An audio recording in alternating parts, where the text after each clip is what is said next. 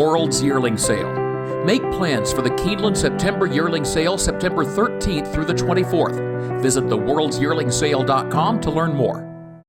Good morning. It is 9/17, Wednesday, September 1st. This is the TDN Writers Room, presented by Keeneland. My name is Joe Bianca. I'm the associate editor of the Thoroughbred Daily News. And because of that stellar Saturday of racing, I'm going to try my hardest to be Mr. Positive today. We'll see how long that lasts. Good morning. I'm Bill Finley, a correspondent for the Thoroughbred Daily News.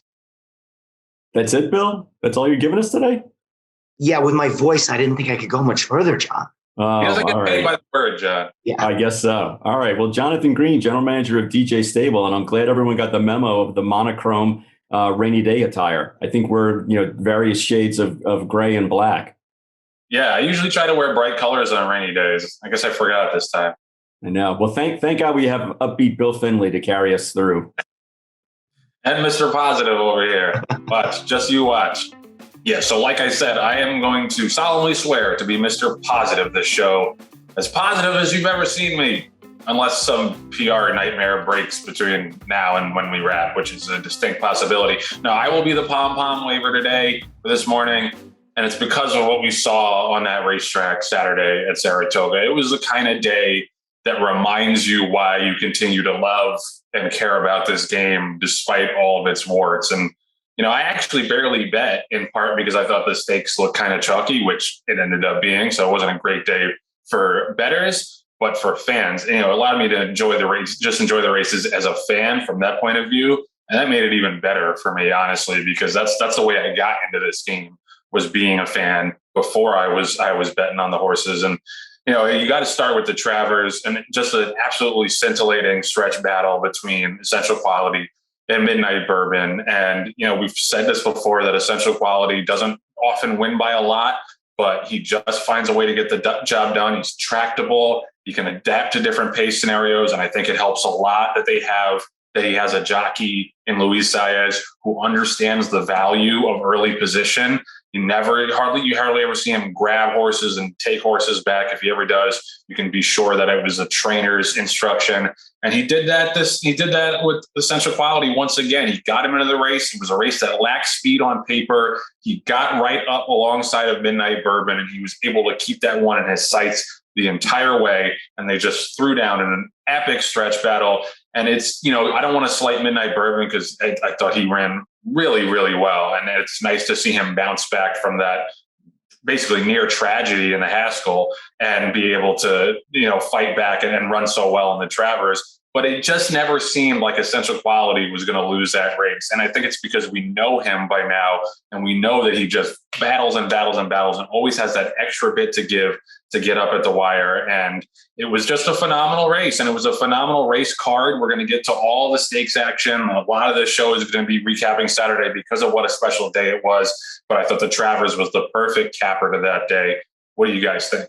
Yeah, Joe, I completely agree. Please excuse my voice, folks. I'm battling a late summer cold here. I'll do the best I can. Essential Quality is what you expect of him. He gives you what he's going to give you. That's going to be 9 times out of 10, or in his case, 8 times out of 9, because he's 8 for 9 in his career, a win. Now, again, you look at the final margin of victory and you say he didn't, once again, he, outfought another horse. He didn't blow anybody away. But I think I consider that running down Midnight Bourbon, who's a very good horse, was not going to be an easy thing to do. Midnight Bourbon had everything on his own way, right through the early portion of the race. The fractions were modest. Nobody was going after him.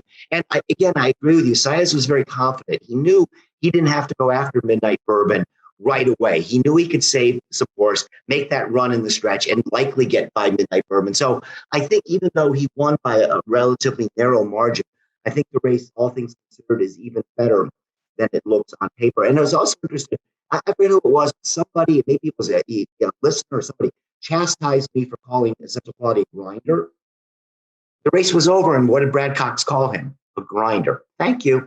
Okay. He is a grinder. And again, there's absolutely nothing wrong with that. And the other thing too, I think he's clinched the 3-year-old championship at this point. I mean, maybe something could happen in the Breeders' Cup Classic, but right now he's got the Travers, Jim Dandy, Belmont Bluegrass, the Southwest Stakes. He's clearly the best 3-year-old out there. And I look forward to a possible Horse of the Year showdown with him and Nick's Go, stablemates in the Beers Classic. The other thing that stood out to me in this race, aside from the fact that Essential Quality and Midnight Bourbon are just top quality horses. I mean, that's not saying anything that's outrageous. Is just what a good job both riders did, Saez and Santana, in giving their horse respective mounts the best possible chance to win. And you look at Midnight Bourbon, and they went a very pedestrian 24, 48 and 4, 114 and 2 for 6 furlongs. And when you compare that to the personal Ensign, albeit, the fillies versus the colts, but you look at that race, Latruska was 23, 46 and 3, 110 and 3, and had a mile at 136. The mile marker for the Run Happy Travers was 138 and 4. So, Santana did everything he possibly could to get Midnight Bourbon, slowed down, relaxed, and in a position to win. And then it was just the two of them, Essential Quality and Midnight Bourbon, going tooth and nail. And they finished up in 23 flat. I mean, that's really impressive for a mile and a quarter race. Grade 1, for them to finish in 23, was just outstanding. And to me, that was the takeaway for me, was watching them go head to head from really, into the turn at the top of the stretch all the way down the stretch. And they just both accelerated. I mean, it was just really amazing how quickly they went, going a mile and a quarter, the last quarter mile in 23 flat. So for me, that was the takeaway. And I think we're going to be looking back at Midnight Bourbon, years from now, and we're going to be like, boy, he was just unlucky to be in a field that included Essential Quality and the likes, because, this 3-year-old crop, I know we've kind of gone back and forth, but they've actually risen to the occasion. I mean, there've been a lot of really good ones. And if there wasn't an Essential Quality, how good would we be talking about, or would be talking about how good Midnight Bourbon is, and Keep Me in Mind, and some of these other horses that just continually, run up against Essential Quality, who, like you mentioned, Bill, is obviously risen to the top of the heap for the 3-year-old crop. But man, this was a really impressive race on a lot of levels, and exciting way to finish up, I guess, the 5th out of 6 grade 1s in Saratoga.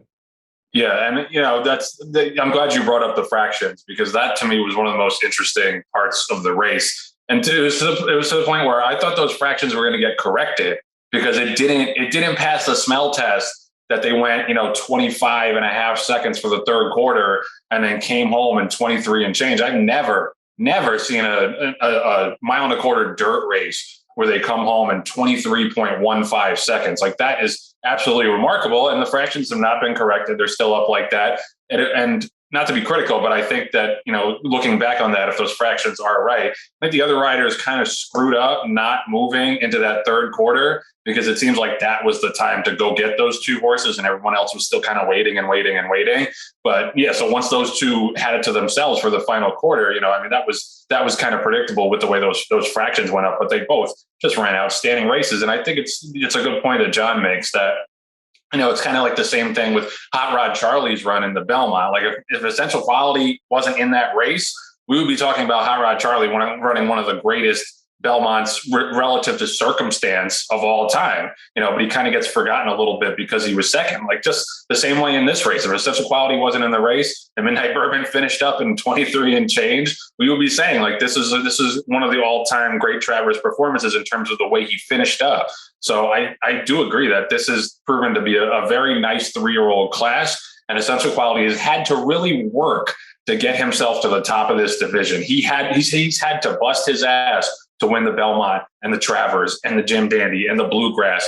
None of these races were easy for him, but he just proved that he has a will to win. And I think that people overstate that sometimes in racing. I think, horses basically just kind of do what they're able to do and nothing more and nothing less. But I think some of them do have that kind of mind where they know how to keep themselves in front as the wire comes. And I think he's one of those horses, and he's super special. And it's going to be interesting to see, how Brad Cox manages him and Nick's Go the rest of the year. Obviously, you would assume that they're going to meet in the Classic, but you would think that they're going to have maybe one more race in between. And I think we're down to 3 horses now for Horses of the Year: Essential Quality, Nick's Go, and Latruska, and it's really going to be fun down the stretch to see what the three of them do, because they're all extremely admirable horses. Just to move on from the Travers, we got to talk about the Alan Jerkins, because I'm already claiming that race as my race of the year for the year-end show, because I don't know how you could possibly top that. Going into the race, it was, maybe the most marquee matchup of 3-year-old sprinters you could possibly imagine. Jackie's Warrior, we all know, is extremely special. And then, I was just a little disappointed in the way Following Sea ran. I expected him to run better than that. But Life is Good coming back off that layoff, and just the hype that surrounded him, and also the controversy that surrounded him with Bob Baffert. I thought he was a terrible, terrible favorite coming off the layoff in that kind of field. Even though he lost, he kind of proved me wrong, because he just ran such a great race. He did get cost a little bit by drifting out, as he usually does. And Joel Rosario was very smart to stay on the rail and wait for him to come out so he could slip inside of him. But what a battle in the stretch. They finished up, they ran 121.3. They both got 107 buyers. I think I tweeted it after the race, but I don't think you're ever going to see two better 3-year-old sprinters throw down like that. And it was just marvelous to watch. And it was probably even better to watch on track, because that was super, super special. And those are both two very, very admirable horses. Jackie's Warrior has already got the stud deal. I wonder if he's going to be back at 4. It'd be great if he was. Probably not. Life is Good. I'm not aware of any stud deals so far. I think he's still got a little bit more to prove. So maybe we'll see him next year. But either way, you had to appreciate that battle in the stretch between just two absolutely brilliant horses. What do you guys think? Yeah, I mean, Joe, I couldn't agree more. And I think you talked about a lot about Life is Good, who ran obviously a tremendous race, and also the odds you're talking about that he was a bad favorite. He was not the morning line favorite. Jackie's Warrior was. So that was a little bit of a surprise there. But look at Jackie's Warrior, what this horse has done. Once they figured out that he's a one-turn sprinter, I mean, he is just nails every single time out. He is so fast. He is so good. And, he did have a good trip because the rail opened up the way it did. I was a little surprised that Life is Good went to the lead. I thought Jackie's Warrior would go to the lead, but that wasn't anything that I think really had a major say in the outcome of the race. But, he had to get by, a horse that some of us after the San Felipe were saying is not only the Derby winner, but a potential Triple Crown horse. Now that all, turned around when he had to be sidelined. I'm sure at this point in the year, they had hoped to be in races like the Travers and not in the Alan Jerkins, because, this looked like a 2-turn horse. But I mean, Jackie's Warrior is so good and so fast and has been so well managed by Steve Asmussen. And again, we talked about the showdown between Mix Go and Essential Quality, 2 stablemates in the Breeders' Cup Classic. And I know we'll get to the Forego, but we could see a showdown for the sprint title between stablemates Yalpan and Jackie's Warrior in the Breeders' Cup Sprint. But I couldn't agree more. Usually races like that never live up to the hype. Somebody doesn't run, somebody just goes out and wins by 6 lengths, something like that. It lived up to the hype. A+ performance for both horses, but maybe an A++ for Jackie's Warrior. I think either horse could have won, and we wouldn't have been surprised at this point. They both fought hard. They both went down the stretch. I think that Rosario did just enough to get his horse up in front by staying on the rail. I think that was a brilliant move, knowing that Life is Good has a history of meandering and wandering out on the turn, and he just took it. I mean, it's not easy to do when you're going that fast, when you're going 21.4, 44 flat, and then to cut the corner like he did shows not only how much confidence he had in the horse, but also what an athlete Jackie's Warrior is, to be able to go that fast and hug the rail the way he did. These aren't machines, and you have to understand physics. And it's amazing that he's that athletic to be able to corner the way that he does. He does corner like a Lamborghini. I mean, it's just amazing the way Jackie's Warrior can handle that kind of speed. But Life is Good, you really have to, congratulate, because here's a horse that not only was coming off a 5-month layoff, had to go cross country to Saratoga to train, change trainers, and then still fought off as hard as he could probably the top 3-year-old sprinter in the country. And, life is good. I'm really curious to see now where they're pointing him for. Are they going to go to the sprint, the Breeders' Cup Sprint, or are they going to go for the Breeders' Cup Mile? Because either way, you could make a strong case that he is, one of the top, if not the top 3-year-old contender in either division, depending on where he goes. But I was really impressed, Joe. I think you're right. It's probably one of the races of the year, if not the race of the year so far, because they did live up to the hype, and because those two horses were just so outstanding. From the word go, they were just outstanding all the way through. And obviously, life is good. I think the reason why they don't have a announced stud deal yet is because he is co-owned by WinStar, so I'm sure they're going to keep him in house. But the day that he retires is the day that they're going to be able to get 200 mares to him, because he's just, son of into mischief and that explosive, and can carry his speed to go a mile and a mile 16th. He's going to be well sought after in the breeding shed once his illustrious career is done. Yeah, I mean, that's a good point about WinStar. I should have assumed that he's going to stand there. But yeah, just to Bill's point about, the way he was managed, I got to give a lot of credit to Kirk Robinson, who I know was probably watching the show. So congratulations, friend of the show. I spoke to him after the Southwest, and even before the Southwest, going back to last year when we had him on the show, he was realistic. He said, this horse with his pedigree, probably not going to want to go a mile and a quarter. Now, he had to give him a shot with how brilliant he was in his 2-year-old year, winning the Champagne at a mile, and certainly did not run badly, I thought, in the Breeders' Cup Juvenile, considering the pace. But he was always realistic and gave him a shot in the Southwest. He didn't run well. He got an easy lead. He backed up. He finished a well-beaten third. And he immediately was like, we're not going to push forward on the Derby trail. I'm going to trust Steve to turn this horse back. And now look what they got. They have possibly a champion male sprinter as a 3-year-old. And that, to me, that really says a lot for managing a horse and knowing a horse's strengths and weaknesses and limitations, because there's a lot of money to be made. There's a lot of trophies to be won in this sport without the Kentucky Derby, without forcing your horse and forcing the issue and trying to go after the Derby with a horse who is not meant to go a mile and a quarter. So I gotta give a tip of the hat to Kirk Robinson and Steve Asmussen for managing this horse so well and pulling the plug on a potential Triple Crown Derby run after just one race as a 3-year-old, because look at the way it's paid off. And it was remarkable to watch. Those fractions, like you said, 21.97, 44.16, 108.36. You don't see horses run 108-1 at Saratoga. That just does not happen. And they finished up, they slowed down a little bit in the last eighth, as you would expect, but not much. They finished up 121.39. So final eighth of 13.03. And I got to give a lot of credit to Life is Good also, because it seemed like he was going to get beaten, maybe a length and a half at the 8th pole. It looked like Jackie's Warrior was starting to pull away from him. He put his head down and came back after him and almost got back up. So it's a cliche, but it was truly the kind of race that did not deserve a loser. And both horses are just, a pleasure to watch, and will be a pleasure to watch for however long they continue to run.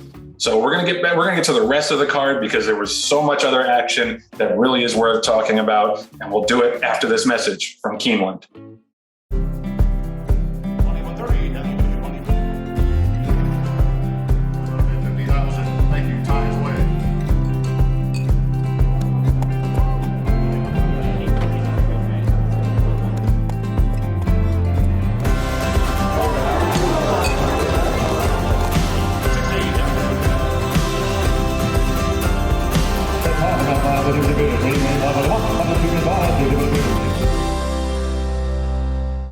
The TDN Writers Room is brought to you by Spendthrift. Spendthrift, had a lot of action on Saturday, as they always do. Gamine, we're going to get to her in a little bit. I know John's excited to talk about Gamine, but a daughter of Into Mischief, you can't go a Saturday without a daughter or a son Into Mischief doing something special. And she really did run well on Saturday, and she's a win machine. It's as simple as that. And then Future Spendthrift Stallion, we just finished talking about, Jackie's Warrior.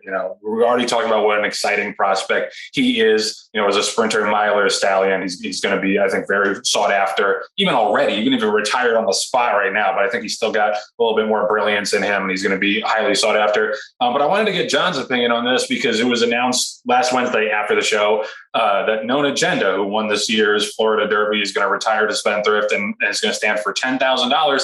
That seems like a pretty good deal for a grade 1 winning son of Curlin. John, what would you think as a breeder?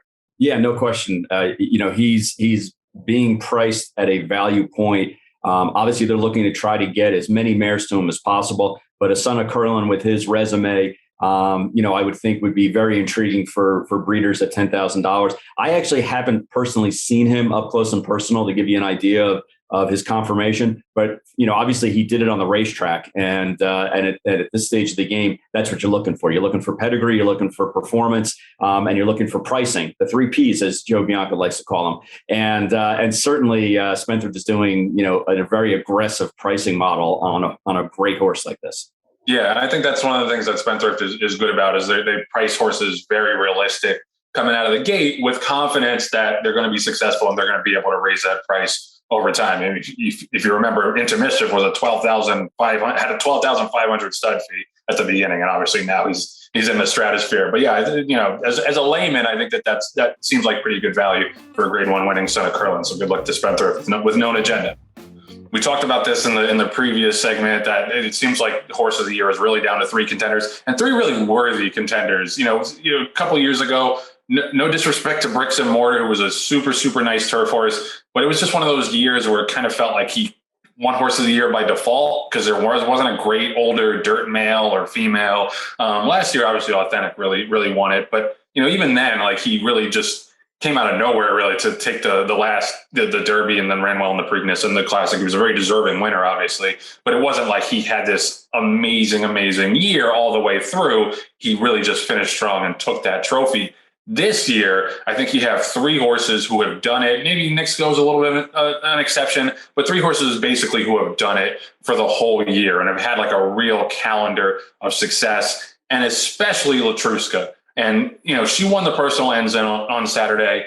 It was a 101 buyer, one of the lower winning buyers among the grade 1 races. I do not care what the buyer speed figure was. I'm sure if you look at the time form figure, it's much higher considering the pace. But she is just one of those horses who takes every single shot and continues to find a way to hold horses up. She looked like she was going to get swallowed up by 5 different horses at the 8th pole, and somehow none of them even really threatened her. I think she won by like a half length or 3/4 of a length, but it seemed like a pretty comfortable win. And she like I said, she takes every punch. She can set fast paces and keep on going. And that to me is the mark of a true champion, a horse that, we talked about it with Essential Quality. It's a little different because he's a little more versatile, but a horse that, no matter the circumstance, finds a way to run their A race every time. And that's what she's done. And, I thought it was I didn't love that Swiss Skydiver was ridden so passively after she outbroke Latruska. Like, I get the idea that you don't want to go head to head with the favorite like that. But I thought, they could have made Latruska work a little bit to get the lead. But once she did, she had to run fast. It wasn't like she had an easy lead. And like I said, just to be able to hold off challenge after challenge in the stretch, man, that is a hell of a champion, and she would be a deserving winner of Horse of the Year if she wins her last couple of races. She's going to have a race, at least one in between now and the Breeders' Cup. Unlike some other horses, some other top flight horses that we won't name, she's a runner by today's standards. She's a war horse, and you just had to appreciate that performance. What did you guys think? Yeah, Joe, again, I couldn't agree more. And when you talk about Horse of the Year, or older filly or mare of the year, it's important to recognize that this is a horse that has been going from day one. She shows up in all the right spots. She performs every time out. I'm a little bit not quite as high on her race as you were. I didn't think it was her best race. I think she's run better races this year. But at the end of the day, it didn't matter. She got to the wire first. So she is, worthy of all sorts of awards. Again, she's clinched the older filly and mare championship. That's for sure. So, let's look at her future. I believe they're going to the Spinster next. And I'm even wondering, this outfit, the Mexican owned horse, the Mexican-based trainer, who's the king of Mexico City horse racing, Plus Gutierrez, they've hinted that they might go in the classic. Which could you imagine? I mean, I don't think it's going to happen at the end of the day. Could you imagine getting Petruska in the same starting gate with Essential Quality and Nixco? I mean, that would just be absolutely a phenomenal race. So yeah, I mean, I know the theme today is positivity and happy talk, and I'm all on board with that because again, on a great card, it was another performance from just a terrific horse. At this point, we have to say of Swiss Skydiver, she's just not the same. I mean, a lot of people said her Whitney wasn't that bad. Matter of fact, some people said it was a really good race, but she did get beat by 10 lengths or something. That's in her own division. And I know the year's been kind of a mess for her, especially with the quarantine situation later. But again, talk about admirable horses. We love Swiss Skydiver. We love everything she did last year. But she ran a kind of no threatening fifth in this race. So it's clear that she's not the same horse this year. And Harvey's Little Goyle, not so good. Yeah, and Harvey's Little Goyle, she's more a turf horse than a dirt. I understand why they tried her here, but let's look at the overall, group that ran in this race, and what I would call a legitimate Grade 1. You got Dunbar Road, who won the Alabama Grade 1. As time goes by, won the 2 Grade 2s. Bonnie South won the Fairgrounds Oaks, which is a Grade 2. Swiss Skydiver obviously won the Preakness. Royal Flag, the Shuby. Latruska, obviously, 16 of 21. Miss Marissa, won a Grade 2. Harvey's Little Goyles won a Grade 1. It was a stacked race. Now, were all the horses at the top of their game or running on their absolute preferred distance and course? No. Like we mentioned, Harvey's Little Goyle, probably a better turf horse. Some of these horses in here probably couldn't handle going a mile and an eighth at this level. But the bottom line is Petruska, ran everybody off their feet. And then whenever a contender was coming up to her, they just kind of let her out a notch again. And she did it. It wasn't the most explosive win, but who cares? It was a Grade 1 win, and she hit the wire first and still ran a very credible, race as far as the figures go. And now is, 16 of 21 in her career. Going back to Swiss Skydiver, I asked this question aloud to you guys, but I wonder if the Lasix issue has something to do with why she's not running as well either, because in the 4 races that she hasn't, on the 4 races where she's run without Lasix, obviously she did win the Beholder, but then she's run a 3rd, 4th, and now off the board in this race. Prior to that, she ran 12 times and had 6 wins, 3 seconds, and 2/3. So I wonder just aloud if it's a Lasix issue, or if it's just everything that happened, being that here's a horse who danced every dance as a 3-year-old, ran in all the big races, including at the Preakness in a COVID, ravaged schedule. Then, had the insult to injury of being in a quarantine barn, at Saratoga, and wasn't able to run in really 2 of the races that they originally had on their card. And maybe it's just a combination of all those things. But nothing, to take away from Swiss Skydiver, who earned $2.2 million in her career and won the Preakness against the boys. But yeah, she's probably not the same filly that she was before. That should not take anything away from Latruska, who just dominated this, this group and really looked impressive doing it. And this is when you want these horses to kind of start peaking is, the race or 2 before the Breeders' Cup Series. Yeah, and she ran a race where you don't often see horses have to fight off basically every single other horse in the race at different points. Like, to me, that was what was impressive about her, was that she had the early challenge, she had a top of the stretch challenge, and then she had a wall of horses coming at her late, and she managed to fight everybody off. I think that was what was so impressive, and why the buyer figure doesn't really mean anything to me. That was her 3rd Grade 1 win of the year. Like John mentioned, she's 16 for 21. She was a champion in Mexico in her native country. And then now she's a $1.7 million earner. I agree with Swiss Skydiver. She's obviously not the same filly this year. I just think it's one of those things where, fillies as they get older sometimes just don't run the same for whatever reason. I think of, Rachel Alexandra might have lost a step late in her career. I remember her losing the Personal Ensign at a really short price. But she's going to go down in history because she's a champion and because she beat the boys in the Preakness, much like Rachel Alexandra did. So regardless of this year, obviously has been a disappointment. I think Kenny McPeak would admit that, she did something outside the box and special last year. And I'm going to remember her 3-year-old campaign for a long time because of how aggressive Ken McPeak was with her, because of how many different racetracks she ran at, because of her running against the boys. It was just one of those years that was extremely special, and she's going to be a champion forever. So even if she retires today off a couple of disappointing races, I don't think that really takes away from her legacy at all. But yeah, Latruska is she's a racehorse. She's an honest 100% out and out racehorse, loves her job, loves to run. And it's a pleasure to watch her. And she's got the one up, in terms of the horse of the year. Obviously it's going to be a hindrance to her that she's only running against fillies. So I kind of get why they're going to run her against the boys conceivably in the Classic, but she's got 3 Grade 1 wins. Nixco only has the 2. Essential Quality only has the 2. I think those 2 are still ahead of her because of the fact that they're running an open company and that they have a couple of other, or at least in Essential Qualities, Casey has a couple of other Grade 2 wins as well. But she's, in terms of the Grade 1 standing, she's ahead of them. So, she's at least in the conversation for sure. The other kind of viral race on Saturday was the Forego. And I tweeted this after the race. There is always a new way to lose money at the racetrack. And that was one of those cases where if you bet Forense Fire, he was going to win that race. I don't think there's any doubt that he was going to win that race. It was a great stretch battle, but he was surging past Japan and then decided to try to bite him at least 7 times, like 7 or 8 times. And I got to give credit to Japan and Ricardo Santana because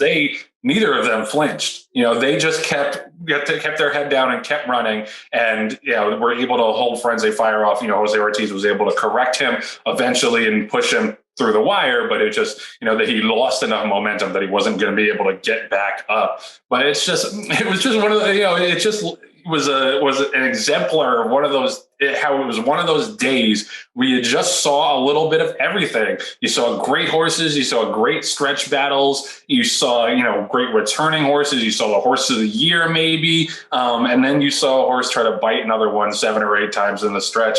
I wonder what your guys' reaction was when you saw that, because we've seen that before, but not in a Grade 1 race and not to that extent. Please, you didn't bet on Forense Fire, did you? I didn't. I told you I really bet on Saturday. Yeah, right. It was, you're not going to say like this was the best race of the day or anything like that. And matter of fact, on paper, I thought the Forego came up one of the weaker Grade 1s. But, for entertainment value, how can you beat that? And I agree. You see this happen from time to time, but it's usually once or twice. I've never seen a horse just go ballistic like that and try to go after another horse. He said 6, 7 times. I don't know what it was, but Forense Fire just woke up on the wrong side of the bed. What pissed him off? The interesting thing was, if you remember 2 years ago, Forense Fire, 3 years ago, Forense Fire had that happen to him. The Gallant Bob, another horse tried to bite him in that race. Right. Weird. Yeah, no, absolutely. Now, Bill, is it true that you lost your voice because you were screaming at the TV? Yeah, I was rooting home Forense Fire there, trying to. No. That's what I thought. That was the rumor. That was the rumor that I heard. But yeah, no, it was really interesting, and it's funny. I had to step away from my TV for this race to take a call, and didn't even watch the race. And all of a sudden, like my phone started blowing up. And I was going, oh no, my first reaction was, oh no, somebody broke down, what was going on? And I turned on the TV and it was like mind blowing to me that would happen down the stretch in a Grade 1.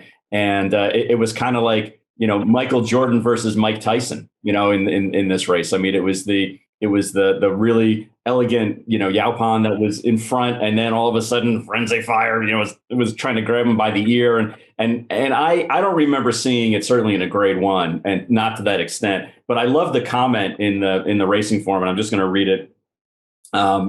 Forense Fire ...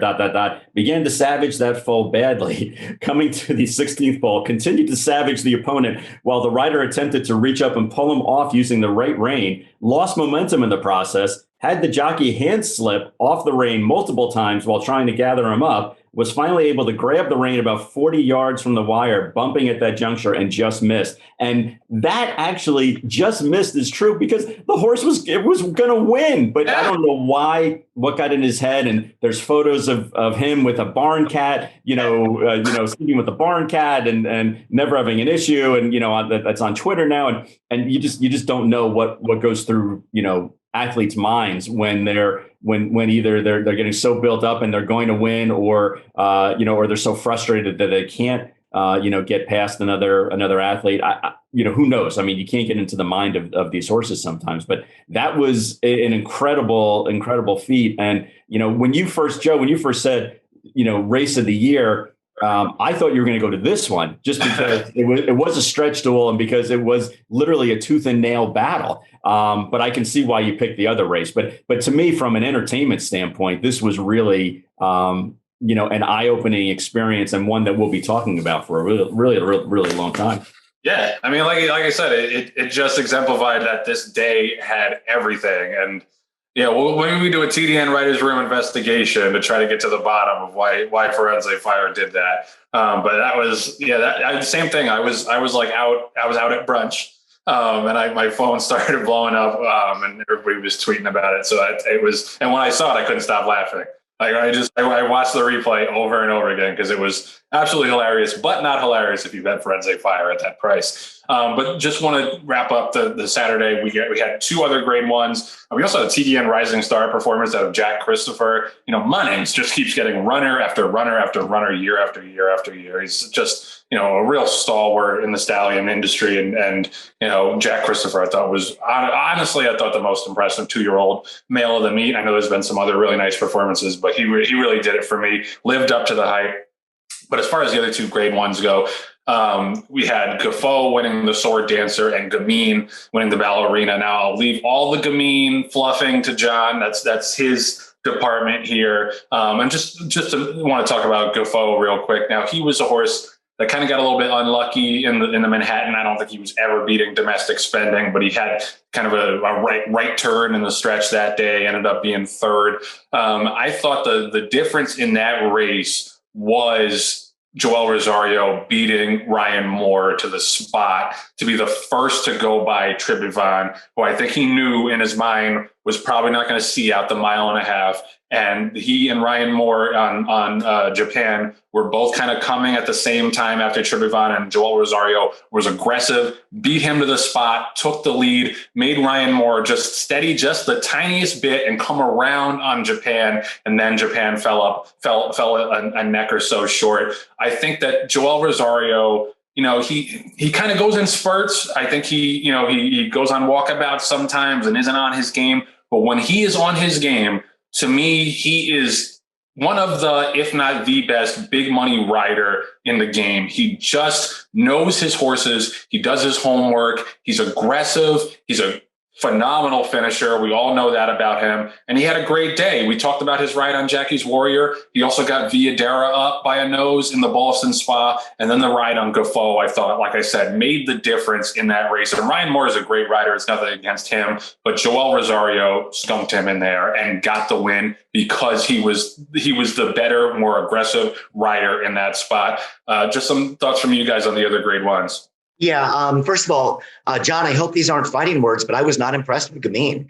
I mean, she was just, she was in a race where she could possibly lose. I mean, she was good. She was good. She set the standard so high last year. I agree. And, so maybe we'll have to hold off that Hall of Fame induction for just, again, it's, you shouldn't be saying, oh, horseman grade one. But for her, the standard she set where she's been so electric in many of these races, again, she was in a situation where there's no way, she's the only speed in the race. She's the quality filly in there. And she was kind of just, got the job done. So that was it, and please forgive me, John, don't hold this against me. And then the other thing, I'll give you an observation again about the Sword Dancer. And look, I know he got beat, but Japan ran so well and came so close to winning. And this is a grade 3 horse, a group 3 horse from Aidan O'Brien. If these horses that he's bringing over are running so well, what on earth is going to happen in the Breeders' Cup when he brings over the A team? He's had a really, really good year here in the U.S. with 3 grade ones, almost got a 4th there with Japan. So, but yeah, Gufo got the job done. But I think Aidan O'Brien, once again, left a message that he is not to be taken lightly this year.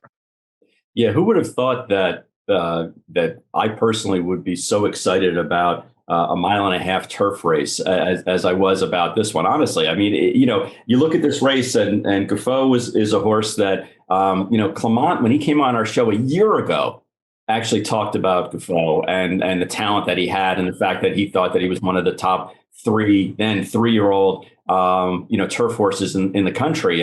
And you have to look at, if it wasn't for a little bit of bad luck, this horse would have had a tremendous career, and already he has a very good career, topped off by the Sword Dancer.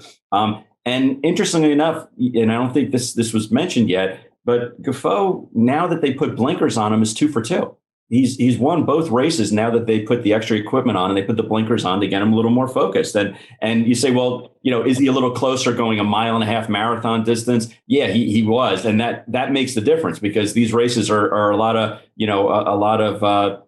creep and sprint, and certainly this race, fell right into that category, going, 6 furlongs and 1:14 and 2 and a mile in a minute 39. So they were crawling in the beginning. But you're going to look at the turf marathon that's coming down, the $4 million turf race that for the Breeders' Cup, and you have Gufo, Japan, Domestic Spending, Bolshoi Ballet, maybe Love is going to come in, United. I mean, there's a lot of really good horses around the world that are going to be setting up for that $4 million purse, and that's going to be a really interesting and exciting race. The other thing that I thought was interesting about the race is, Japan as a horse, came over here and ran a very quality second. And, Bill, I don't know if you realize this, but when he won the grade 3 at Leopardstown last time out, he carried 140 pounds. 140. I mean, you don't see that here, obviously, but how's that for a handicap where, he's a legitimate grade 1 winner in his career, but they decided to run him in a grade 3 and they weight handicapped him to 140 pounds. So when he was riding at carrying 120 pounds, he was probably like, this is great. This is like, I got an apprentice on me again. So that was definitely the Sword Dancer. Gentlemen, you guys are smoking crack if you don't think that meat is a nice guy. There's no way. Look, she not only won, which is what she was supposed to do with those odds, and she did it with a 104 buyer, which again, that's not the be all and end all, but she did improve again. She came cross country. She literally breezed at Del Mar, August 21st. I'm assuming they put her on a plane, although I don't know, because there's no Tex Sutton doesn't have a plane right now, so maybe they vanned her all the way across country to run in this race. But either way, planes, trains, automobiles, she got here, probably only had a couple of days, and then went out and won this race pretty impressively. She's going to be 2 to 5 in the filly and mare sprint. I don't know how you can say that she's not a quality horse. Nobody said that, John, but she's not a man of war. I mean, putting words in my mouth. Yeah. I mean, well, the thing is, we have to balance out John's exuberance on the show, where he's already put her in the Hall of Fame. So we have also awarded her the male sprinter title. So good, it's a male sprinter title. Not once, but twice I did. Yeah, exactly. Yeah. So someone has to be the reality check for John Green when it comes to Gamine. No, listen, she ran well. She had a 104 buyer, like you said. It was the circumstance of the race where she got the easy lead, and you expect her to explode away from those horses, because a horse like Lake Avenue a year ago was not supposed to be in the same picture as her. Now that's the high expectations that she set. It's if you're like a superstar athlete and you win MVP one year, and then the next year you have a really good year, but not an MVP caliber year, you're going to get criticized, because that's just the way things work in sports. And that's why, that's what we do. We're talking heads. We criticize and we praise, and we hope we get it right most of the time. Listen, she's an extremely nice horse, and she's one of those few horses that, cost so much at the auction and then lived up to it on the racetrack. That, I think, is a credit to her, because so many of those big purchases do not even come close to living up to that height. So she's obviously a very nice horse. I'm just saying, and I think I think it's kind of a universal opinion that she's not quite the same filly this year as she was last year. And I think if you didn't have your gamine colored glasses on, John, you would be able to figure that out. But no, she's obviously super nice. I wanted to, because we've been going on and on about the weekend as we should. It was a phenomenal weekend. Like I said, it was a type of day that reminded you why you love racing. Because there's so many times that we get on this show and we just, there's so much bad news and so much controversy, and you smack your head and think like, this isn't even worth it? Like, why are we such advocates for this sport? Saturday is why we're advocates for this sport, because it was an absolutely magical, scintillating day of races at Saratoga. Just two other horses I wanted to mention before we wrap up the recap. I thought on Friday and the New York Bred Stakes Day, there was a lot of good action, but I thought American Revolution was very, very impressive for Todd Pletcher and Winstar in winning the Albany. That was kind of the centerpiece of the New York Bred Showcase Day. He got a 98 buyer. He just has this really long, powerful stride. And it was only his fourth career start. I think that's why they didn't go in the Travers, because, just take essential quality out of it. I thought otherwise he made sense in the Travers. But I think, in the end, they did the right thing. They're bringing him along a little bit slowly. He's very interesting. And then the great return of Medina Spirit. Medina Spirit came back to the racetrack in the shared belief. He won. He got a 100 buyer. I know Bill wants to talk a little bit about Medina Spirit, because it's been so long. It's been so long since we've been able to talk about Bob Baffert and Medina Spirit, Bill. Yeah, and we can actually talk about Medina Spirit in a positive way, as, again, the theme of this show is happy talk. But normally you wouldn't get that excited about a horse winning the shared belief stakes, non-graded, etc. But he had to beat a grade 1 winner, a real horse in Rock Your World, the Santa Anita Derby winner. So all things considered, I'm sure Baffert is very happy with that performance, as it's going to move him forward. I would assume he's going to go in the Pennsylvania Derby next. Yeah, he could be in the mix for the Breeders' Cup Classic as well. I don't think he would get any votes no matter what happened for Horse of the Year, because essentially everybody knows his Derby is someday going to be taken away from him. But, definitely a step in the right direction. Yeah, and it really, like you said, it adds a lot of intrigue to an already very, very intriguing Breeders' Cup Classic potentially. And so we have a lot to look forward to in the fall, but it was good. It was good to get that day on Saturday to really appreciate it. And it was good to break it all down with you guys. So we'll be right back with some more news after this message from Spendthrift Farm.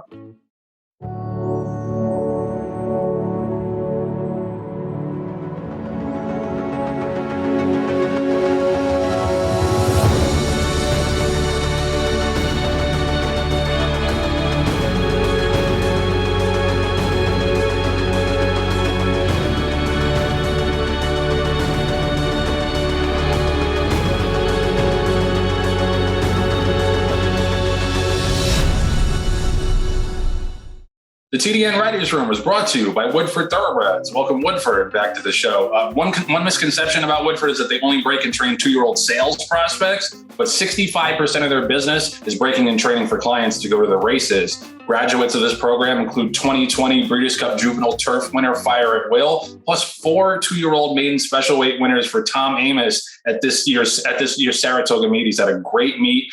Their trainer, John Gleason, will be on site at the Keeneland September sale. If buyers would like to discuss sending a horse to Woodford for the races or for the 2-year-old sales, Woodford bred yearling sales grad Tiz Magician, who we've mentioned before, who's second in the Pacific Classic, will be pointing for the Grade 1 Breeders' Cup Classic. Obviously going to be a terrific race. And Woodford sends their congratulations to the connections of My Racehorse and Spendthrift Farm. And Woodford has 45 yearlings entered at the upcoming Keeneland September sale, with sire power like Into Mischief, Quality Road, Candy Ride, up-and-coming sires like Nyquist and Gun Runner, plus freshman sires Justify, City of Light, Good Magic, and more. I know John's been studying the Keeneland September catalog. What do you have to say about the Woodford consignment, John? There were so many good horses they have in their consignment, but there are 2 that I already earmarked and asked our shortlister to take extra special consideration to, and that's Hip 352, Speightstown filly out of Dynazapper. Is a full sister to Coppertown, who was second in the House Hope. But from a great female family, you look at it and you say, Dinah Zapper, who was a stake winner in her own right, is a daughter of Ghost Zapper, second to Broad Dynamite, who was a daughter of Broadbrush. So you look at, Broadbrush and Go Zapper and you say distance. Well, what's the best thing to do? Read it to speed. Speightstown, it's already worked once before. So I'm curious to see how that filly looks physically. I'm excited about her pedigree. And then probably, one of the most exciting pedigrees that I turned a page over on in book 2 was Hip 778, who's a Candy Ride colt that Woodford is selling for Windstar Farm. And the colt is out of a Tisnow mare. So again, probably go run all day long. But is a half to Bye Bye Hong Kong, who was a grade 3 placed horse, and 2 other stake winners. So already in the first dam, that colt has a couple of really good siblings, half siblings, that have already shown it on the racetrack. So I'm curious to see not only on the Speightstown filly, but also this Candy Ride colt, and hopefully we'll have a reason to bid on both of them. Yeah, I mean, that would be, again, great sponsorship crossover. We get the Green Group to buy one of the Woodford horses. But yeah, welcome to Woodford. And it's been a great summer for them, and I know that they're really gearing up for this Keeneland September sale. So good luck to you guys in the Keeneland September sale. So friend of the show, Pat Cummings, and the TIF published a recent blog post on fixed odds wagering and talking about how it's a kind of a once in a generation opportunity for racing. And we had bet makers Dallas Baker on the show about a month or two ago to talk about them implementing fixed odds wagering at Monmouth Park. It's been going on for a little bit yet. So far, and as far as I know, we don't have data on whether or not it's been popular. I am all for fixed odds wagering. I think, the more alternatives you give, the better. That's the way to go. And I think it's pari-mutuel wagering can be very frustrating, but I just wanted to bring up this point. I wonder if Bill has any thoughts on this. We had David O'Rourke on when we were up in Saratoga, and we talked a little bit with him about him limiting the computer wagerers. And if you notice at Saratoga, there haven't been those steep late odds drops, when the horses seemingly come out of the gate, which I think has been good. I think you have a reasonable expectation now that the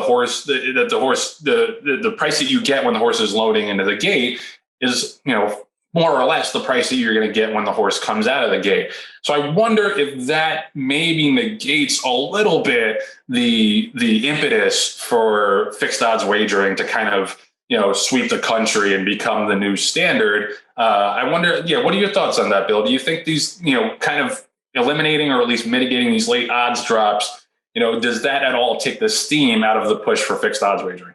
No, Joe, I don't think it does, because I think that's only a very small segment of the whole picture of what fixed odds wagering may mean. And what David O'Rourke and Pat Cummings and some other people have latched on to now is, how do we get the sports bettor to get involved in horse racing? And right now, you can't.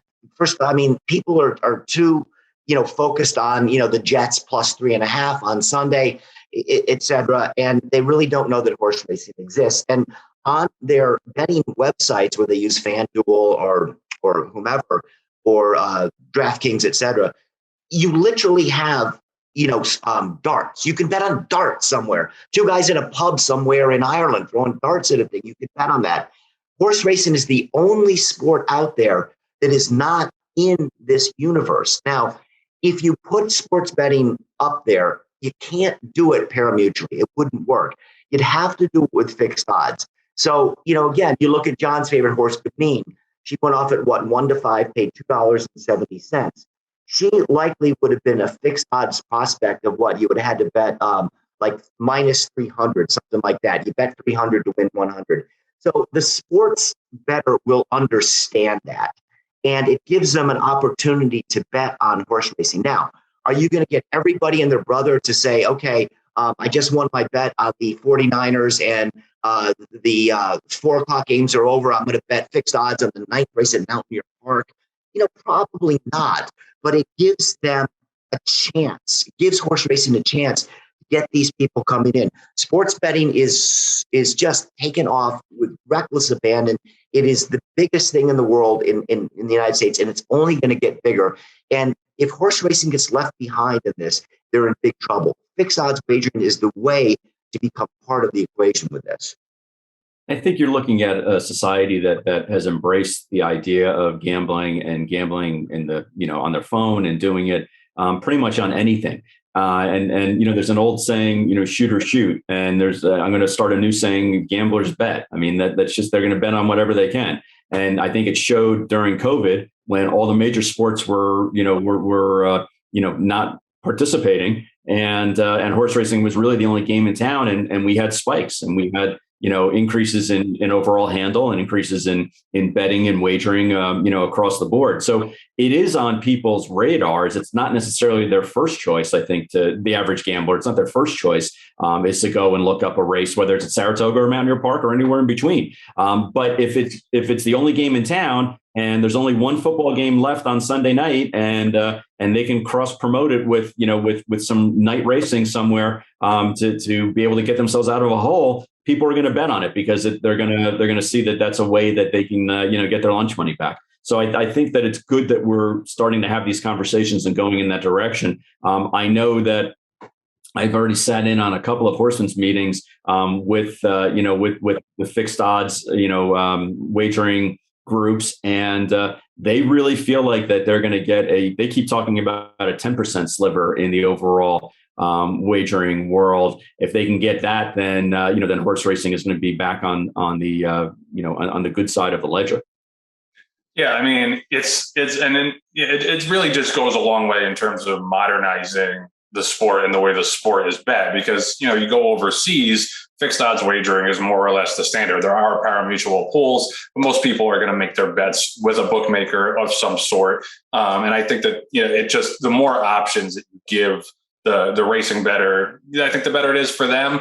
I think it's going to take a little bit to catch on. Like I said, I would love to see data from this pilot program at Monmouth to see what it handles compared to the pari-mutuel pools, because I think horse players in general are kind of slow to adapt to these kind of things. So I think that'll be interesting to see over time. But I agree that it's going to be part, at least, of the future, smorgasbord of options for bettors and for horse bettors. I just, the odds drops thing was a huge thing for me. And I was just wondering if that mitigated the support for fixed odds. But I think, like you guys are saying, it ties into the sports betting platforms much better and easier than the pari-mutuel stuff does. And we're actually going to talk a little bit about sports betting and its future relative to racing. Owning graded stakes winners like Decorated Invader and First Captain is attainable with a racing partnership with West Point Thoroughbreds. Partnerships enable you to spread your ownership across several horses for less than it costs to own one horse alone. This increases your racetrack action and your chances for a big horse. Learn more about why West Point Thoroughbreds is the gold standard in racing partnerships at westpointtv.com.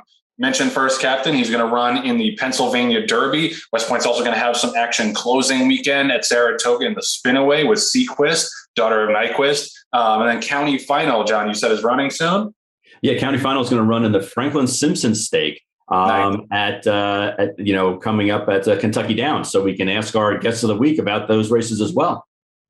Yeah, a lot of money up for grabs at Kentucky Downs, and also Flightline, $1 million yearling purchase and a TDN Rising Star. He was the XBTV work of the day on Monday, went 5 furlongs and 59-3. I think we're all very excited to see Flightline back on the track. He was, honestly, maybe the most impressive maiden winner of the entire year. So we're very excited to see what he does next. So we touched on this a little bit in the previous segment, but I feel like we need our own segment to talk about sports betting, because we haven't really discussed it that much on the show. We've talked about it a little bit with some guests, but amongst ourselves, we haven't really talked about it that much.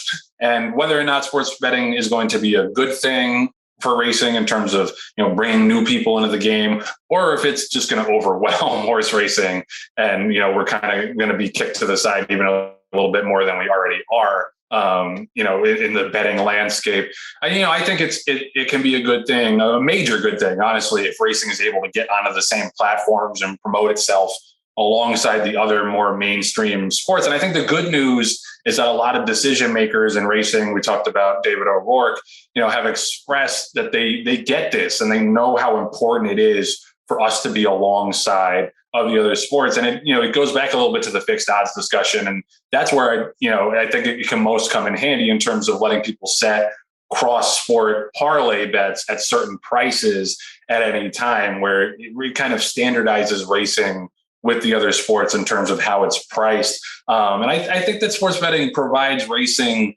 the easiest opportunity if we're able to successfully partner and cross promote with sports books to bring existing bettors into the fold with just the click of a button, instead of what racing has been doing for years, which is a much taller task, is trying to create entirely new bettors, with marketing campaigns or trying to get new people out to the track. I think the sport should continue to do that stuff, but it's a tall order to just out of thin air create new horse bettors. I thought for a while that we could have some kind of cross promotion with poker bettors, because I know a lot of people, or some people at least, that bet poker will also bet the horses. That's very hard. I think the sports books are the way to go to kind of glom onto that. And I think that'll be the easiest, not saying easy, but the easiest avenue to create new horse bettors. What do you guys say? Well, Joe, as we mentioned earlier, the fixed odds betting gives horse racing a chance to become involved in the sports betting world and perhaps piggyback off of it.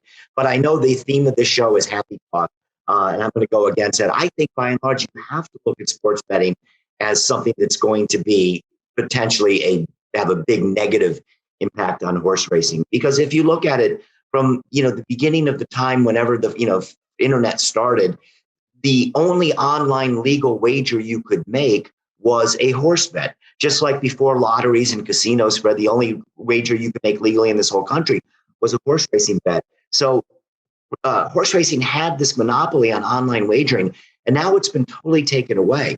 You go state by state. I believe sports betting is illegal in, I think, 20 states right now. When it's all said and done, it'll be legal in every place, but weird places like Utah and stuff like that. How can horse racing compete with a form of wagering on sports that are much more popular than horse racing? The other thing I worry about, and Joe, you would be a good one to answer this because you're the youngest one among the crew, that if you get the guy that just graduated from college, has his first job, has a little bit of disposable income, and he's got like that gambling bug, that gambling gene, I think you had a chance to get that person into horse racing, even if they're not a big fan. They'll hear about it. Oh, I'm going to open up a TVG account or something like that. I'm going to give it a chance. I don't see, this, and horse racing has had a difficult time attracting younger generations as it is. I think sports betting is going to make it all that much harder to get the 23-year-old who likes to gamble on horse racing when they have the alternative of betting on the Jets plus 3.5. If you get a +5 week one, I think that's actually the right line. But no, I mean, so much of it is going to depend on how much cross promotion and cross marketing you can get, which is not a guarantee, because I think racing needs the sports books a hell of a lot more than the sports books need racing. So that I think that is really the crux of the issue. But I agree that it doesn't bode well that racing did have this monopoly on online wagering for so long and didn't really capitalize on it in terms of growing the business. I think that's a problem, and that's kind of a bad harbinger for the future. But I will say that sports betting has, it is legal in a lot of places now. It's no longer, I know it's not legal everywhere, but it's no longer just Nevada. There are a lot of places where you can still bet, or you can now bet, at least online, betting sports. And I don't think that racing's handle has noticeably decreased or taken a hit from that. So I don't know that it's going to be this kind of disaster and they're just going to crush us. But like I said, I think a lot of it depends on what kind of partnerships we can create with sports books where, I don't know, maybe you get like a little bonus or something if you throw a racing bet into a parlay, just some kind of incentive just to get people to check it out. Because I still do think that if you get people in the door, they generally have a positive experience and like it, and we'll try to bet it again. It's about getting that point of entry for people. And it doesn't happen enough. And it really hasn't happened enough for a long time now. So I just think that this is maybe the last chance that racing has, if it's able to successfully integrate into sports books, maybe the last chance that we have to get a significant new customer base. Whether or not that's going to work out, we're going to have to see. But I choose to look at it, not just because I'm Mr. Positive today. I choose to look at it more as an opportunity, at least until I'm proven wrong. We're going to see. It's like you said, it's going to be legal everywhere eventually, but it's going to take a couple of years, I think, for that to happen, if not a decade or more. I think these things move pretty slowly. We'll see. We'll see what happens. I think it's an opportunity, but I agree with Bill about the potential pitfalls as well. Joining the West Point Thoroughbreds partnership can vault you into the world of instant camaraderie among people surrounding high-class horses and stakes action for a fraction of the cost of trying to do it on your own. Learn more at westpointtb.com. We'll be right back after this message from our friends at West Point Thoroughbreds. All the thrills. Fraction of the bills. Experience the power of the partnership. Change your life, make new friends, and compete at the highest level of thoroughbred racing. West Point Thoroughbreds, the gold standard in racing partnerships. Visit westpointtb.com. The TDN Writers Room is brought to you by Legacy Bloodstock. If you think that 50 years combined experience in the horse business could benefit your program, give Tommy or Wendy a call. They personally advise on each horse as if they were their own. So some legacy news this week. Sleepy Eyes Todd, who was a 2016 Keeneland November Legacy grad, was second to Art Collector in the Charlestown Classic, the Grade 2 Charlestown Classic on Friday night, and became the third Legacy grad to earn over $2 million. That's pretty damn good. And Legacy has a major consignment coming up at the Keeneland September sale, as you would expect. They have 70 yearlings entered, and the list includes prospects like Nyquist, American Pharaoh, and Arrogate, plus freshman sires, popular freshman sires like Mendelssohn, City of Light, Army Mule, and more. Just want to run down some of what we got going on this weekend. Obviously, it's going to be hard to top Travers Day, but we do have a good weekend of racing coming up. Don't know where Labor Day came from. Feels like this summer went by in the snap of a finger. But we have a big Labor Day weekend, mainly at Saratoga and Del Mar. And then, of course, starting Monday, we have Kentucky Downs. We're going to talk to Ron Winchell in a little bit about that meet. It's a very, very exciting meet. I know John's got some interest there. A lot of money up for grabs, big fields, great betting product. But this weekend, it's all about Saratoga and Del Mar. Saratoga on Saturday has 4 graded stakes, 2 grade 1s, the Jockey Club Gold Cup, and the Flower Bowl. I actually didn't realize that they moved the Flower Bowl as well. I knew they moved the Jockey Club Gold Cup up to Saratoga this year, but the Flower Bowl used to be 1.25 mile turf race at Belmont. Now it's going to be 1 3/8 miles on the Saratoga turf course. And I think the headliner there is Warlike Goddess, who we saw win the Glens Falls extremely impressively early in the meet. It looks like she's going to come back in the Flower Bowl. So that's going to be very exciting. And the Spinaway, we have the Spinaway on Sunday. We have the Hopeful, the Run Happy Hopeful on Monday. So the first 2 grade 1s for 2-year-olds. We also have the Del Mar Debutante and the Run Happy Del Mar Futurity. So 4 grade 1s total for 2-year-olds on the weekend. I don't know whether it makes a lot of sense to have 4 grade 1s on a single weekend, but we'll put that aside. They're probably all going to get pretty nice races or pretty nice horses. So a lot to look forward to there. We got the Jockey Club Gold Cup, as I said. The Bernard Baruch is over the weekend, a grade 2 on turf at Saratoga. Just to run down some of the horses that we might see over the weekend, the Jockey Club Gold Cup horse that I'm very, very excited to see is Forza d'Oro, who was a very nice horse who I've been high on for a long time for Bill Mott. He won the Discovery really impressively last year and then was off for, I think, 7 or 8 months, came back with a really nice allowance win earlier in the meet at Saratoga. This is going to be the first real acid test for him in a grade 1. It looks like Max Player is going to be in there, Happy Saver as well, and by my standards, Night Ops for Brad Cox. So this is going to be the first big test for Forza d'Oro, at least as a 4-year-old. So that is something that I'm really interested in. We also have the Prioress, which is a grade 2 for female sprinters going 6 furlongs at Saratoga. We got the Saranac too for grade 3.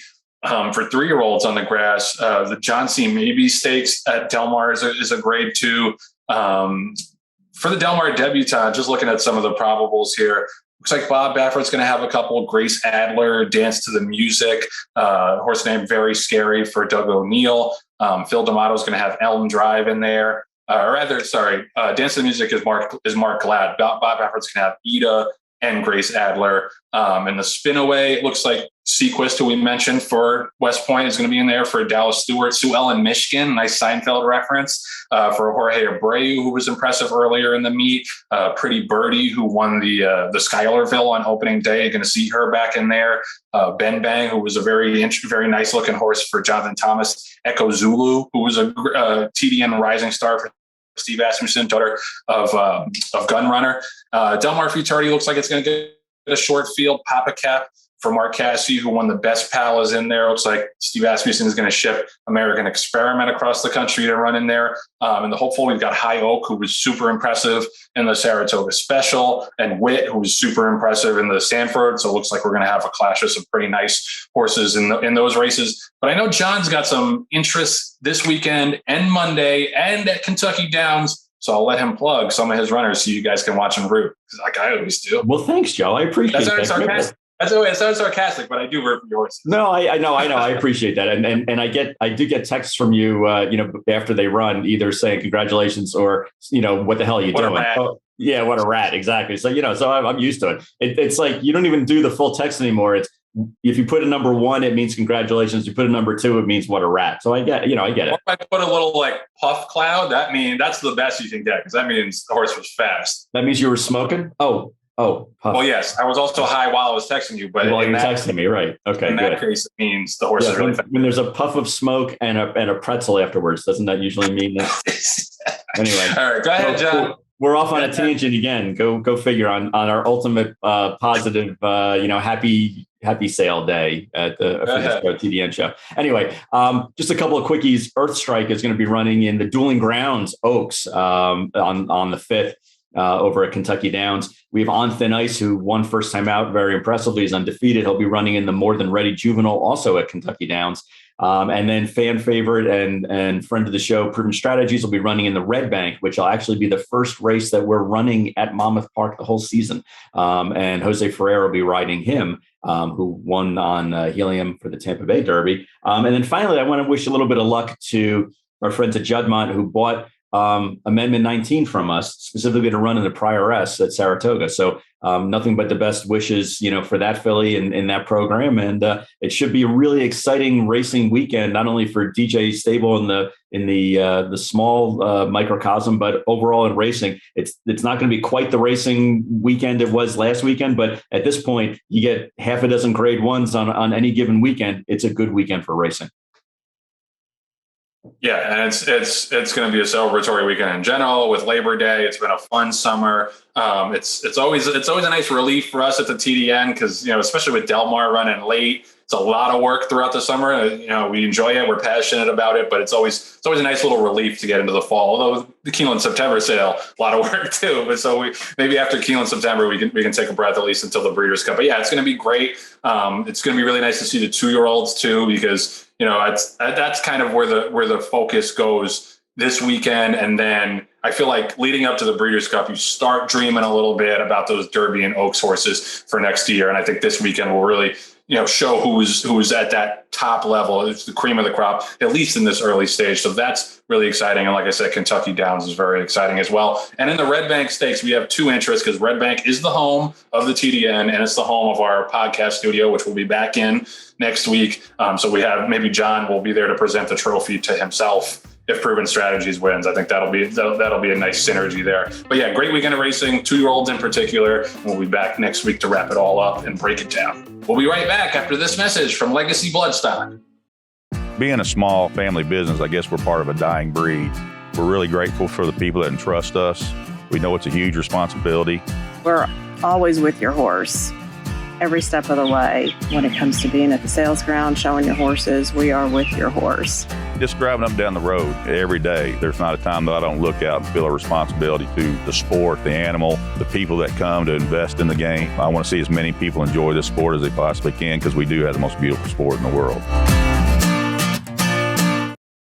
The Green Group Guest of the Week is sponsored by The Green Group, an accounting, tax, consulting, and advisory firm specializing in the thoroughbred industry. With over 500 clients in the horse business, they have proven strategies to save you taxes. Learn more about how they can help you at www.greenco.com. So we're thrilled this week to bring on Winchell Thoroughbreds and the owner of Kentucky Downs, Ron Winchell. Thank you so much for coming on. Thank you for having me. We're super glad to have you, and it's timely because Kentucky Downs opens up next Monday. We're all very excited about it. I think it's a great meet for the bettors, a lot of money for the owners as well. Can you just talk about what you're particularly excited about this year and what maybe is new to the meet that you want people to hear about? I think every year we try to just elevate the experience. I think this year is going to be an elevated experience for horsemen and guests that come and the options that they have. I think previous years, we took over the property in 2019. It was really like a country meet. It's basically you're out in the grass, and we had one little tent, and then the next year we added kind of another tent, and then some like indoor outdoor little air conditioning because it gets a little warm that time of year sometimes. And then this year we've got a tent that was actually that we purchased. It was at the Breeders' Cup. It's a kind of a glass enclosure, and it's fully air conditioned. And so guest experience, they have a lot better options. But we're still trying to keep that country kind of feel to it as well. So it's a little bit of the mixture of both, and an added day as well in racing from, we got 6 days this year. Next year we're going to try to get 7. So, Ron, thanks for joining us. And you see most racetracks around the country that are affiliated with some sort of gaming. The gaming comes first and horse racing comes maybe sometimes not even second, comes third, fourth, fifth. That has never been, even with the people that own the track before you guys, it's never been the attitude at Kentucky Downs. You've marketed the racing, you've increased purses, you've fought to get increases in the graded stakes. So why is the mentality among you and the ownership that racing matters at Kentucky Downs rather than just kind of going through the motions with it? Well, I think there's a couple of reasons. One is, obviously I'm heavily involved in horse racing, so you don't have ownership that's segregated from actually horse racing, which sometimes happens in other states, especially. But our meet is so unique with 6 days and the purse levels. I think we have 16 stake races over 6 days and $3 million races. That really it turns into this cool little boutique meet, and it's actually fun, and we do well on it, and we don't lose money. Where maybe a lot of locations it's not the same, and they lose money, and they don't have that tie to horse racing, so they really try to make it as minimum as they can. And we're kind of on the opposite. We're just like, let's spend more money, let's make it even better every year, and hopefully grow it into something bigger and better all the time. And that's kind of the focus we have when it comes to racing. And Ron, as the fellow racehorse owner, I applaud not only the boutique meet and the fact that you make it very easy for us as owners to be involved, but also that the turf course is always in such good shape and is kind of an odd shape and undulating. We're actually bringing in some European horses that we bought over the past year to run on that turf course because it reminds us of the way that some of the turf courses are cut in Europe. Tell us a little bit about the uniqueness of the course itself, and the shape of the course. Right. I mean, it's, the uniqueness is something that, a lot of people commented on it because it's kind of, if you look at the top of the backstretch or whatever, it's kind of got this bulb that comes out. And what I really love about it is when you look at how the jockeys, it's unlike traditional horse racing where it's that oval in the U.S. So the jockeys actually, when they come out, they start on the right rail and they try to game the system and come over on the turn when they approach the turn and come over and time it so they get the least amount of distance. And it just creates a little more out of a sport into it. And it's kind of cool to watch when you see it, how they the guys that have been there before kind of have their thought of how it plays. And the guys that are racing there for the first time kind of are like trying to feel it out. And so I just think it's unique. It's something different. It's, the grass, we try to keep it in the best shape. We're always dependent on the weather.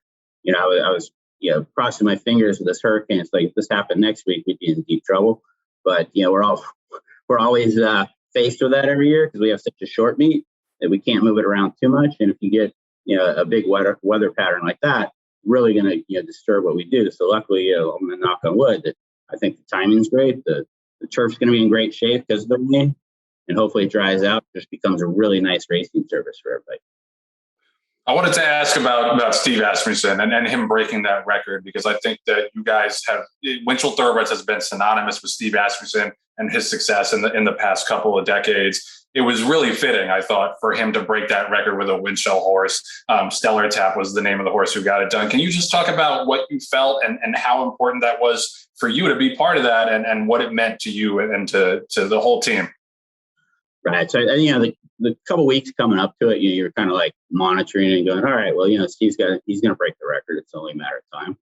And it's like, we kept thinking, oh, well, it'd be really cool if you actually we're saying it'd be really cool if you did with Silver State that we had running the Whitney. Of course, you still have to win the Whitney to get that done. But, and it just happened to happen on the same day, which is really cool. It happened to happen on the race that we had a starter in. So it just felt like it was just meant to be almost.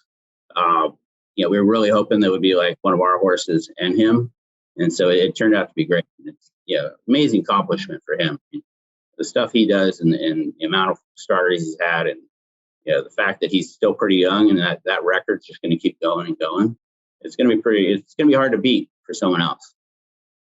And Ron, back to Kentucky Downs. And when you look at it, the format obviously works very well, but you only have 6 days of racing. And, I'm not saying Kentucky Downs should ever have a 20-day meet. I think that would spoil the uniqueness and the essence of Kentucky Downs.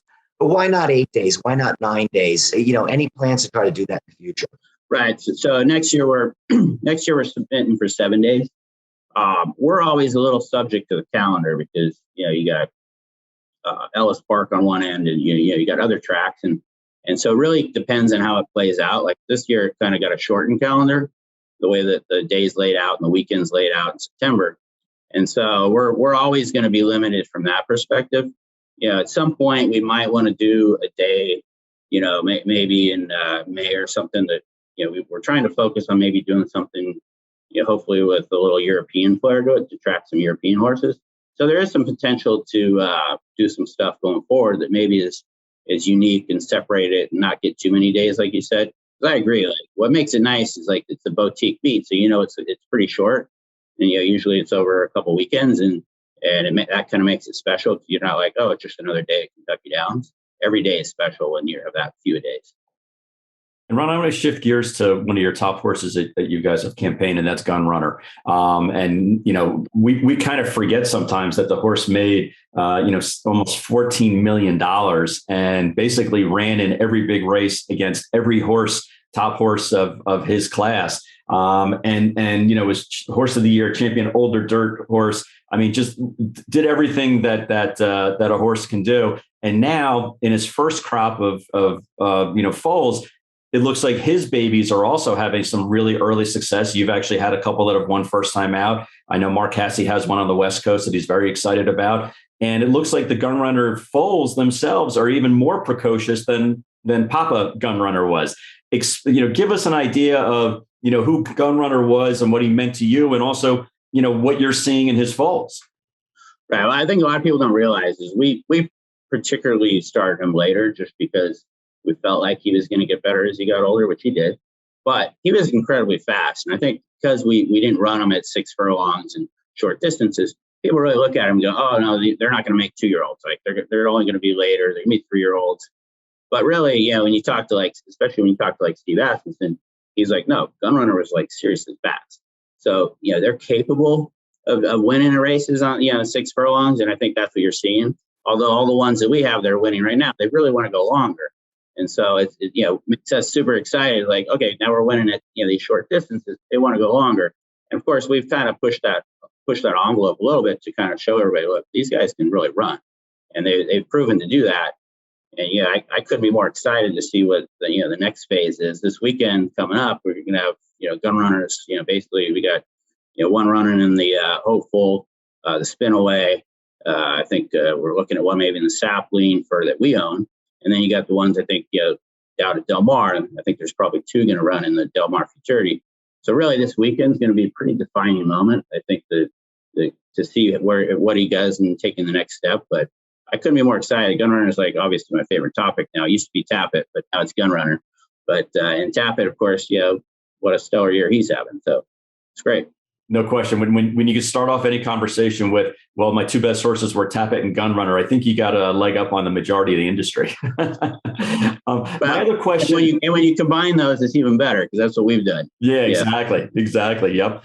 Breed the best of the best and hope for the rest, right? Ron, my other question is, with a horse like Gun Runner, when you were getting ready to stand him at stud, I'm sure every farm in Kentucky, in the world for that matter, was knocking at your door and sending you inquiries about him.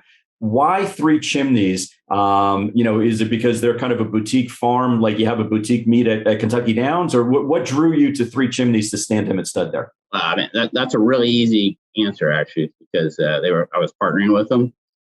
They owned half of them. They actually bred them, and then Gonzalo Torrealba, he was just taking over the 3 Chimneys. I think when that horse was being born. And so they put him in a sale, and we came along and just decided that let's partner up on him instead of us trying to just buy him wholly. And they've been a great partner, and I think they've done a phenomenal job. And I think, it's just, their history there is great. Everybody that's involved is, great people, and they all do a great job. So this whole partnership has worked out great. A lot of times when you have a successful partnership, we've seen it in the past and other horses where I'm not going to name them, but the partnership kind of starts to fray and there's issues and they kind of enter fighting. That's never happened in our partnership. So it's been great to have a partner, all the way through, even to standing him as a stud, and everybody's happy and everybody's been doing a great job. So that's how he ended up at Three Chimneys, and we're really happy. Yeah, I mean, he's obviously off to a phenomenal start. I wanted to ask about maybe one of the horses that put you guys on the map on a national stage in Summerley, who won the 2005 Kentucky Oaks, which was a $410,000 purchase at Keeneland September, and you guys later sold her for $3.3 million to WinStar. She died earlier this year of colic. Can you just talk about what she meant to you, not only winning the Oaks, but kind of establishing you guys and Steve Asmussen on that big stage? Right. I mean, one unique thing about her is she came along when, my dad had passed away, and Tappet was like the last horse we actually purchased together. And so, she was kind of the follow-up, and he was, he did great on the racetrack and was kind of important. And I really thought actually he was going to win the Derby, because my dad had chased it for like 50 years and never was able to win the Derby. And it's like, the last horse he buys and he passed away. And it's like, oh, that's the one that wins. That happened. But the next, I think it was either the next year or the following year, I'm at the September sale and, end up purchasing Summerley. And it was kind of really a nice follow-up from, coming off of like the success of Tappet and being, pretty much out there by myself doing it without my dad anymore. And so, I bought her. I want to say we paid like $400,000 for her, which was pretty good at the time for what I was buying. And then, the Oaks is another race. Like you chase the Derby, you chase the Oaks. And so for her to kind of pull through and do that in time in my life when, you're just kind of, I don't want to say just starting out, but it's kind of starting out solo, if you will. And so it was really kind of a monumental moment. My mom was there. It was great. Just kind of a really great family event, pull everything together. Ron, thank you so much for coming on. We're really looking forward to the Kentucky Downs meet. You guys have done a great job improving it every single year. Thanks so much for the time. Really appreciate it. All right. Thank you, everybody. All right. Good luck, Ron. Thanks. Great job, Ron. Thank you. Appreciate it. The Green Group Guest of the Week is sponsored by the Green Group, an accounting, tax, consulting, and advisory firm specializing in the thoroughbred industry. As this week's Green Group Guest of the Week, Ron Winchell will receive a free 1-hour tax consultation. Learn more at greenco.com. We'll be right back after this message from the Green Group. Why do the most successful owners, breeders, and horsemen select the Green Group as their tax advisor? We simply save them money and know how to make them more successful. Over the past 40 years, founder Leonard Green has owned and bred some of the best racehorses in the history of the sport. His in-depth, hands-on industry knowledge, combined with cutting-edge tax-saving strategies, has produced positive results for his clientele and has made the Green Group the top-rated accounting and tax firm in the business. For a confidential and complimentary consultation, contact us at 732-634-5100 or visit our website at www.greenco.com. The Green Group, proven strategies to save you taxes. So that's going to do it for this week's very positive edition of the TDN Writers Room presented by Keeneland. A reminder that the Keeneland September yearling sale right around the corner starts Monday, September 13th. You can learn more and see the catalog at theworldsyearlingsale.com. I want to thank Bill Finley, John Green, our Green Group Guest of the Week, Ron Winchell, our producer, Patty Wolf, our associate producer, Katie Ritz, and our editors, Anthony LaRocca, Aaliyah LaRocca, and Nathan Wilkinson. Thank you so much for watching. We will see you next week back in the studio.